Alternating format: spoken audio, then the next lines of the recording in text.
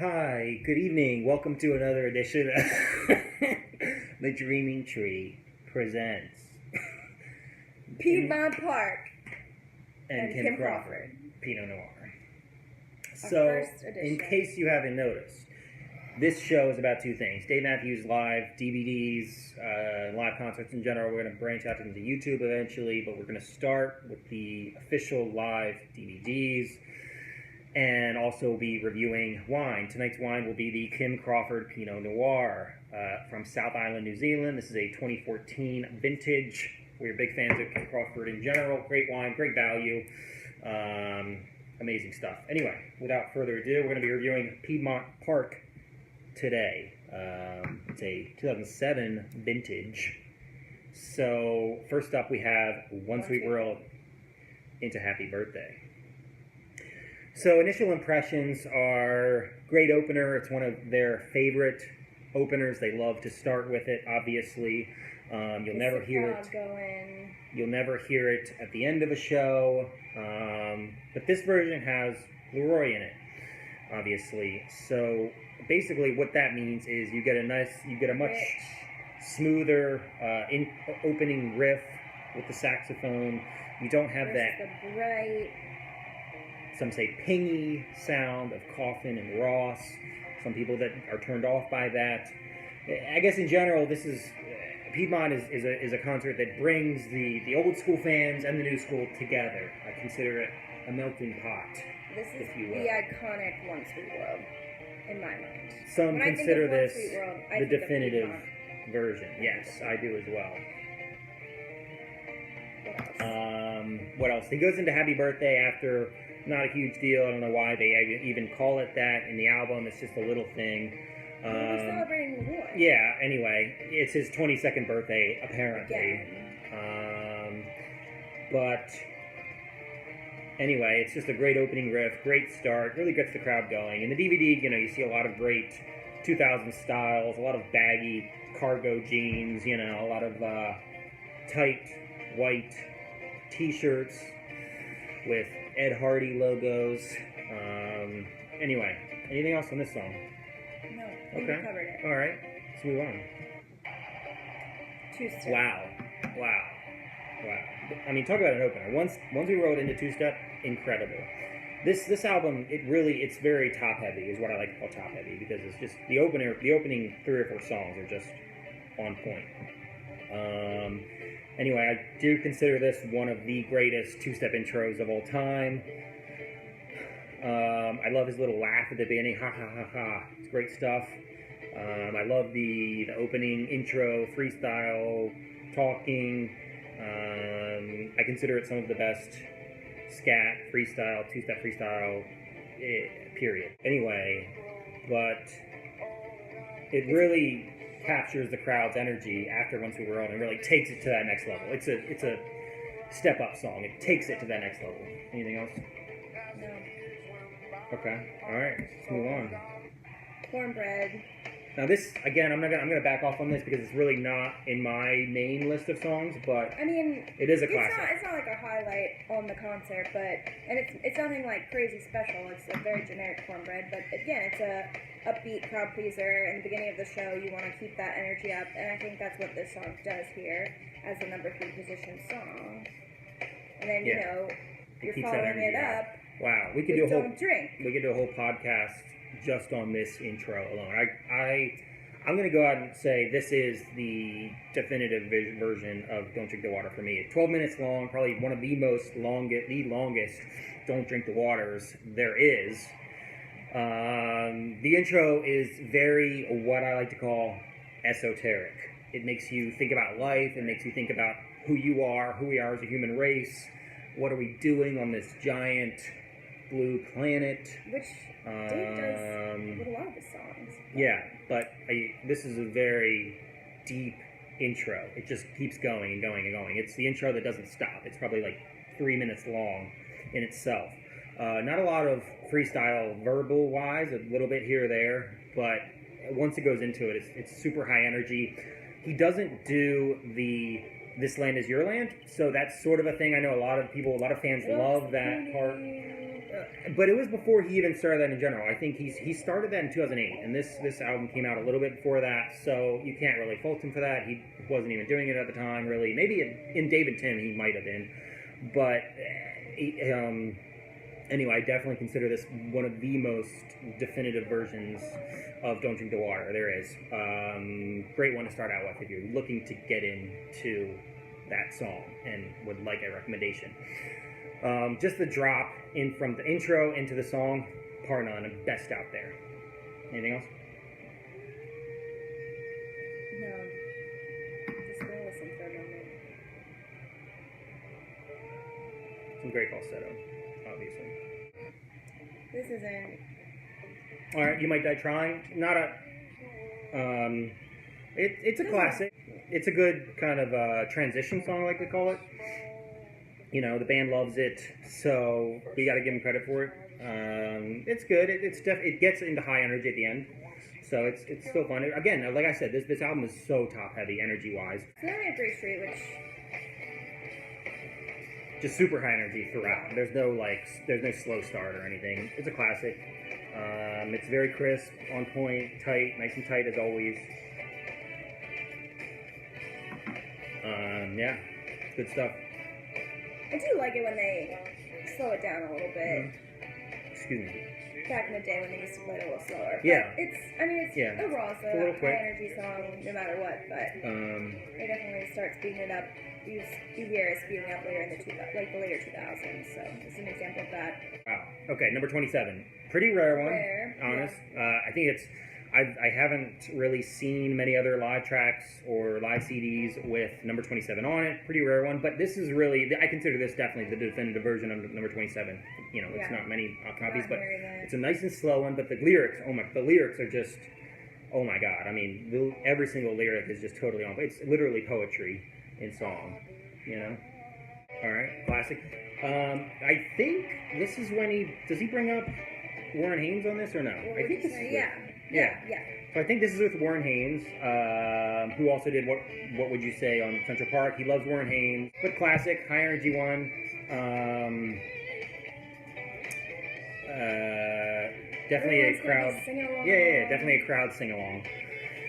Okay. All right, now we're gonna get into kind of the cons, the negatives of this live DVD. Here we go with Melissa. Some say it's really popular. On iTunes, it's like the most popular song, whatever. I'm not. You just don't like the Allman Brothers. No, I like this concert. So I like the Allman Brothers. I like their live stuff. Eat a Peach, great CD. Check it out. It really slows down here. It's not a song I seek out. I mean, I guess it'd be cool if you were in person, see, Allman Brothers and Dave together. I just feel like it doesn't really capture the energy of Dave, and it just doesn't exemplify the musical qualities of Dave, I guess is what I'm trying to say in a nice way. Yeah. I mean, there's nothing that stands out to me. It's just a very straightforward, not doing anything crazy special. It's a crowd pleaser. I feel like he's really catering to the older people in the crowd at this point. It's Atlanta. It's not, I feel like it's a young crowd. Well, yeah, but I don't know. Yeah.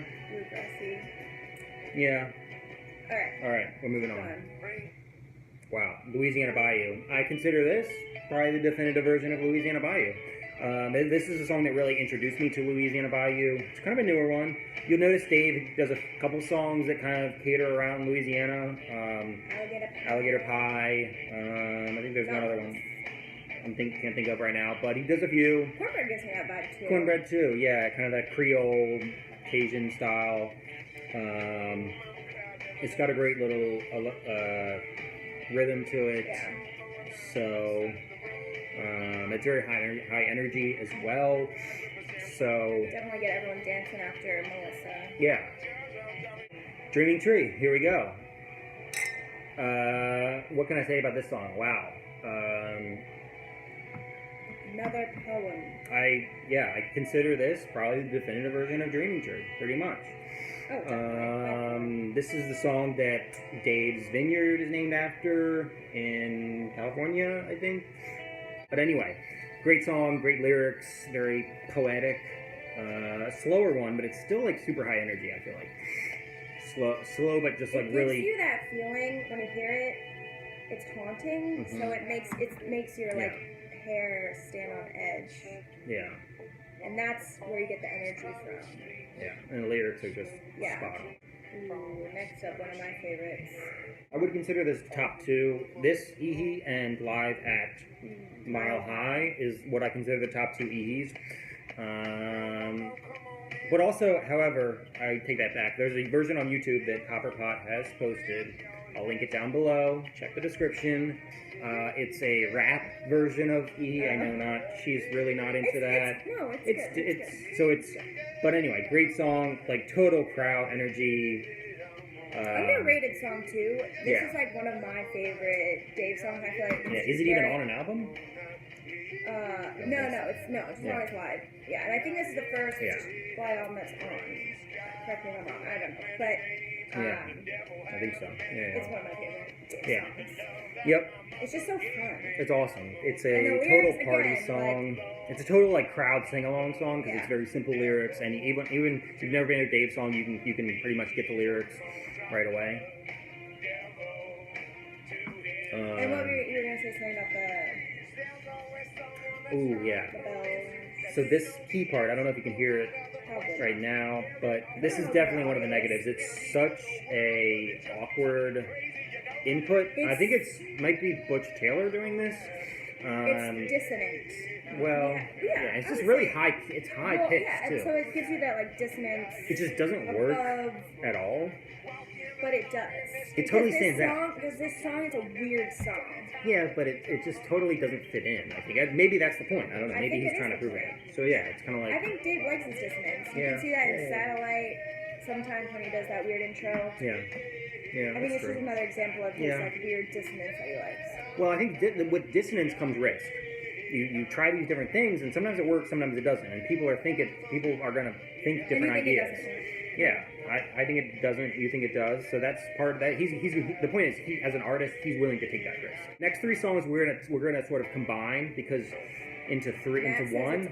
Well, it is really all one. There's so much to say. Into Anyone See the Bridge, into Too Much. It's such a popular trio of songs that they really have to be combined as one. One thing I really do like about this Too Much is, I think it's with the Too Much, is they slow it down. They really retard it, which is a musical term. I'm not saying retard. They really retard it a lot into they really slow it down. But anything else on this trio? No. We're going to actually be combining the next two songs too, sort of, because basically they do number 40 into Warehouse, and number 40 is sort of like a giant intro to Warehouse anyway. But you can just leave it on here for now. Do you want to add anything? Anyway, this is in terms of intros to Warehouse, this is what I consider the definitive, not definitive, but just like craziest intro. Yeah, this is what I consider the most amazing intro to Warehouse ever. It's so intense. It's very poetic, and it's very eerie because it's very because it's not like nice. But also, I think this is when he starts doing this sort of the modern Warehouse intro. You know, back then, I think before this, it was always like the dun-dun-dun, woo. It was like the woo-woos. This is when he starts into the kind of the classic, the modern era Warehouse intro. What I consider it. He used to do it back in the day with like the guitar and violin, but there was no lyrics back then. And then he went into the woohoos. And now he sort of has gone back to the classic. So I don't think there's a prominent violin as there is in this version. Yeah. Yeah. Okay, that's fair. I am the son that every poor father looks down upon. So pretty intense. Not for the faint of heart here. But anyway, yeah, great version. Amazing intro. Best intro. Yeah. So great ender. So we're gonna get into like the final finale here. Into encore. It's a great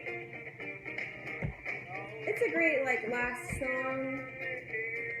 I don't think there's something on Piedmont that stands out to me. Yeah, it's just a class. It's a crowd pleaser. Honestly, it's really high energy. He ended Gorge Night 3 on this. 2016. Yeah, when we were there. So I think that's the Stay that stands out in my mind most, so this one's not really anything crazy for me, but it's definitely another high energy song, good note to go out on. Yeah, and I think part of it is sort of a little joke. It's ironic. He's like saying stay, but it's the end of the concert, so you kind of leave. Now we're getting into the encore. So we have Watchtower. Oh, yeah, I'm going to sort of combine these two as well. It's a classic ending to a concert. Some might say a little cliche for Dave concerts, which, you know, I admit. So, you know, Watchtower and Ants are two of the most classic ending songs. So nothing wrong with that, though. I don't consider that a bad thing. You know, if this is how your concert ends, you've had a good night. Let's put it that way. In terms of general, we're going to wrap this concert up. We've heard in terms of classics, we've heard Two-Step. One Sweet World. Don't Drink the Water. Warehouse. All in the Watchtower. Ants Marching. I mean, you know, those are arguably the top in everyone's top 10 of Dave's songs. So you've had a great night. So this concert really stands out to us in terms of not only classics of just overall Dave classics, but really, really deep, definitive versions of songs. You know, Dreaming Tree. Don't Drink the Water, One Sweet World. Those are just three examples of definitive versions of songs on this album. So that's why it really stands out to us. That's why we chose it as a first album to review, along with this wine, which we didn't really discuss. But anyway, great Pinot Noir. Like we say, huge fans of Kim Crawford. We're a big fan of the Sauvignon Blanc in general from Marlborough, New Zealand. Big fan of Marlborough, New Zealand for Sauvignon Blancs in general. Anyways, check it out. It's just super smooth, great value. Hopefully you can find it for $15. 15 or 20, depending on sometimes a where you little live. cheaper, sometimes a little more expensive, depends on your cost of living area. But anyway, super smooth, not too heavy. Anyway, nothing bad to say about Kim Crawford, a great value in the wine world. Check it out. Support Kim Crawford and Dave. We are obviously not affiliated with either, just huge fans. And we're out.